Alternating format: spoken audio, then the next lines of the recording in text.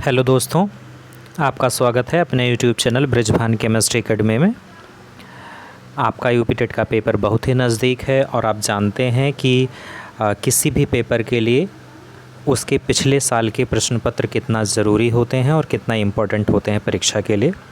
उसी को ध्यान में रखते हुए हमने आपके प्राइमरी के लिए कक्षा 1 से 5 के पेपर के लिए पर्यावरण के 30 प्रश्नों का संग्रह का वीडियो बनाया है, जो कि 2018 में जो पेपर हुआ था यूपी टेट का उससे लिया गया है।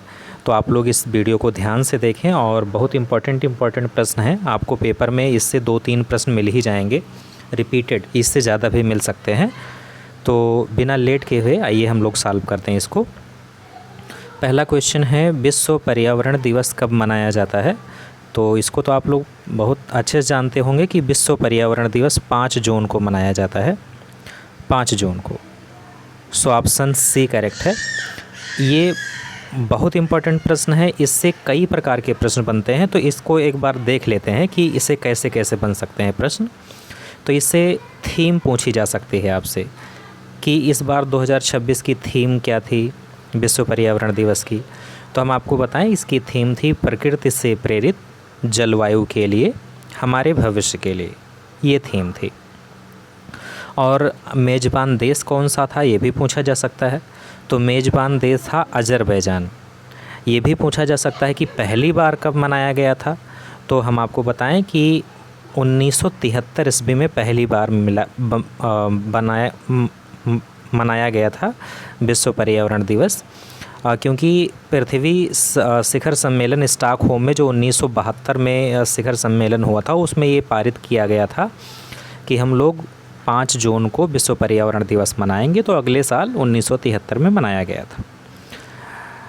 तो इससे इस तरीके से क्वेश्चन बन सकते हैं। नेक्स्ट क्वेश्चन है, MS स्वामीनाथन एक क्या थे, ये बताना है आपको कि MS स्वामीनाथन कौन थे। तो इनको तो आप लोग जानते होंगे, बहुत मशहूर वैज्ञानिक रहे हैं। ये कृषि से संबंधित थे, कृषि वैज्ञानिक थे। तो ऑप्शन बी करेक्ट है, कृषि वैज्ञानिक थे। आप लोग जानते होंगे कि MS स्वामीनाथन को हरित क्रांति का जनक भी कहा जाता है। ये भी प्रश्न बन सकता है कि हरित क्रांति का जनक किसे कहते हैं। तो वो है MS स्वामीनाथन। नेक्स्ट क्वेश्चन है, wild life institute of India WII कहाँ स्थित है? तो आप जानते होंगे कि जो world life institute of India है वो देहरादून में स्थित है, Dehradun. So option D correct है, देहरादून। नेक्स्ट क्वेश्चन है, प्रकाश संश्लेषण के दौरान हरे पौधे निम्न में से किसे सोख लेते हैं? तो आपको ये बताना है कि जब प्रकाश संश्लेषण होता है, मतलब पौधे अपने भोजन का निर्माण करते हैं, तो इस दौरान जो पौधे होते हैं इसमें से कौन सी गैस को सोख लेते हैं? तो आप जानते होंगे कि प्रकाश संश्लेषण के लिए कार्बन डाइऑक्साइड, जल और सूर्य के प्रकाश की आवश्यकता होती है। तो वातावरण से वो कार्बन डाइऑक्साइड ग्रहण करते हैं। तो इसमें carbon dioxide option C correct है। जो CO2 गैस होती है उसको पौधे सोख लेते हैं। नेक्स्ट क्वेश्चन है, अपशिष्ट पदार्थों को खाने वाले जीवों को कहते हैं। जो अपशिष्ट पदार्थ होते हैं, मतलब सड़े गले पदार्थ होते हैं, उनको खाने वाले जीवों को क्या कहते हैं? तो हम आपको बताएं, मृतक भक्षी कहते हैं। मृतक का मतलब होता है मरा हुआ और भक्षी का मतलब होता है खाने वाला, भक्षण करने वाला। तो ये ऑप्शन करेक्ट है। नेक्स्ट क्वेश्चन है, तप्त भौम जल से किस प्रकार की ऊर्जा प्राप्त होती है? तो आप जानते होंगे कि तप्त भौम जल से, जैसे पृथ्वी जब बहुत गर्म होती है, किसी स्थान विशेष पर पृथ्वी गर्म होती है, तो वहाँ से भूतापीय ऊर्जा प्राप्त होती है। सो ऑप्शन सी करेक्ट है, भूतापीय ऊर्जा। नेक्स्ट क्वेश्चन है, 16 घास स्थल कहाँ पाए जाते हैं? तो आप जानते होंगे कि जो 16 घास स्थल हैं वो पश्चिमी तट पर पाए जाते हैं, पश्चिमी तट पर। आप जानते होंगे कि जो पश्चिमी तट है वो हॉट स्पॉट केंद्र है, तो ये वहीं पाए जाते हैं, पश्चिमी तट पर। नेक्स्ट क्वेश्चन है, भारत में पेलिकन पक्षी कहाँ प्रजनन करते हैं? तो भारत में जो पेलिकन पक्षी होते हैं वो नेलापट्ट में भी करते हैं, कुंथनकुलम में भी, कोक्कारे बेलूर में, मतलब ये तीनों जगह, मतलब उपर्युक्त सभी सही है। डी ऑप्शन करेक्ट है दोस्तों। नेक्स्ट क्वेश्चन है, मिनी माता रोग ऐसी मछली खाने से होता है जिसमें अधिक मात्रा में पाया जाता है। तो आप जानते होंगे मोस्ट इम्पॉर्टेंट क्वेश्चन है ये, मछली को लेकर के यहाँ पूछ लिया गया है। वैसे भी पूछा जाता है कि मिनी माता रोग किस धातु से होता है, किस धातु के कारण होता है। तो आप जानते होंगे पारा धातु होता है। तो ये ऑप्शन बी में है, ऑप्शन बी है पारा। So friends, B option correct है। जिस मछली में पारा ज़्यादा पाया जाएगा उसको खाने से मिनी माता रोग हो जाएगा। ठीक है। नेक्स्ट क्वेश्चन है, ओजोन परत का अधिकतम ह्रास निम्न में से किस पर हुआ। तो ओजोन परत का जो अधिकतम ह्रास हुआ है वो आप जानते होंगे कि दक्षिणी ध्रुव पर हुआ है, दक्षिणी ध्रुव पर। सो ऑप्शन बी करेक्ट है, दक्षिणी ध्रुव पर ओजोन परत का सबसे ज़्यादा क्षय हुआ है। दोस्तों, अगर आपको यूपी टेट प्राइमरी या जूनियर की तैयारी करना है साइंस और इन्वायरमेंटल स्टडीज़ की, तो आप हमारे चैनल को सब्सक्राइब कर लीजिए। हम ज़्यादातर अभी तो बहुत ज़्यादा वीडियो नहीं बनाए हैं, लेकिन अब पिछले साल के पेपर की वीडियो बना रहे हैं, ख़ास करके इन्वायरमेंटल स्टडीज़ का वीडियो प्राइमरी के लिए और साइंस का वीडियो जूनियर के लिए। तो आप इन्वायरमेंटल स्टडी और साइंस के लिए हमारे चैनल को सब्सक्राइब कीजिए। हम आपको पिछले साल के जितने भी पेपर हुए हैं उनका वीडियो जल्द ही अपलोड करेंगे, जिससे आपको पेपर में बहुत ही लाभ होगा।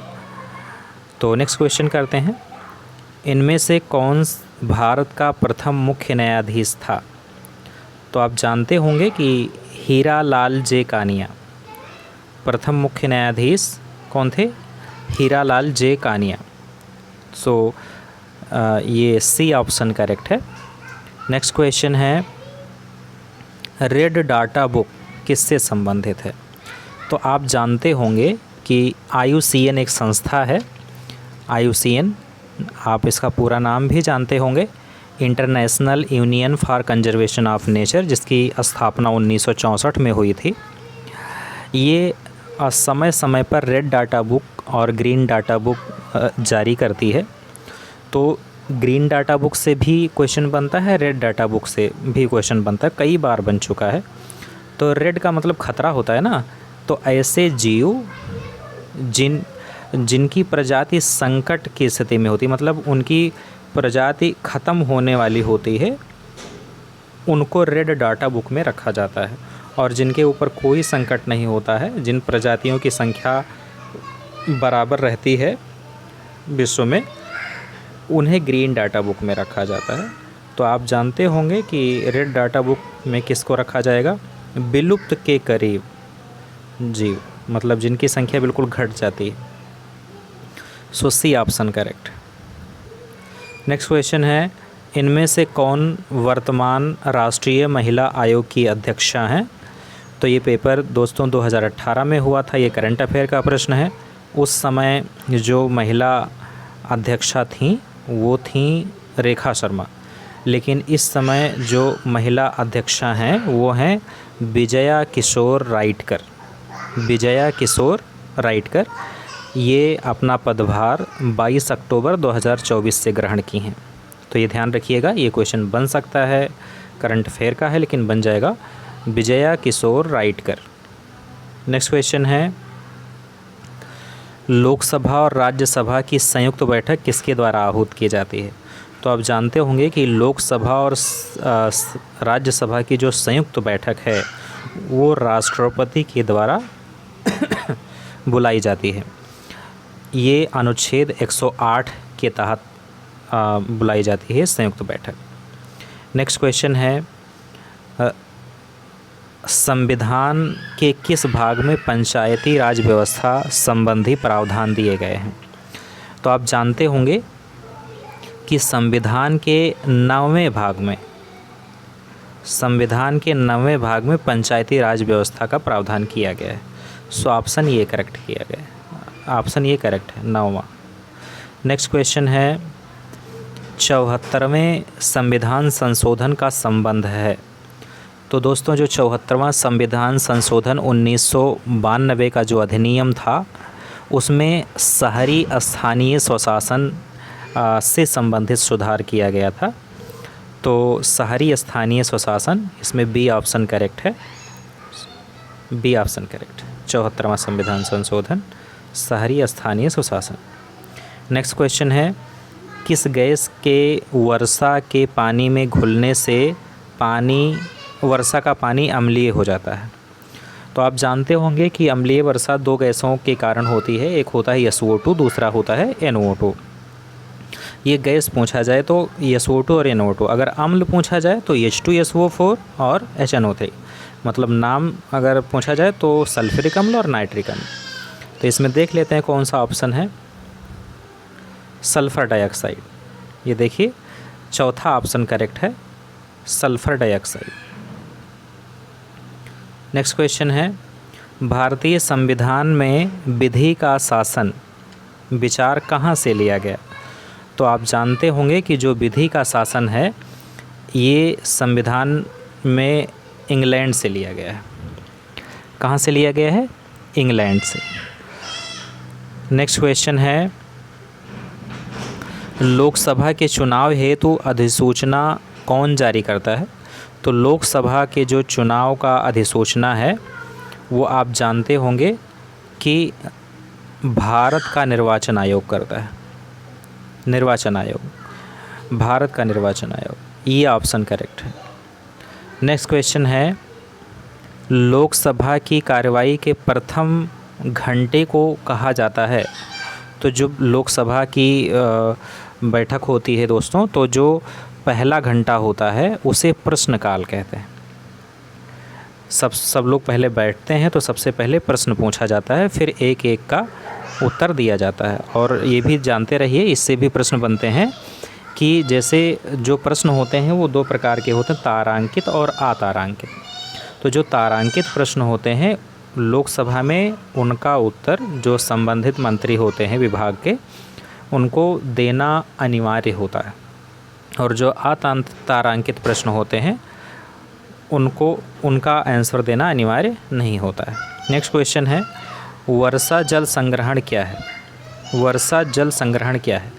तो आप जानते होंगे कि वर्षा का जल जमाव और भंडारण, बी ऑप्शन करेक्ट है।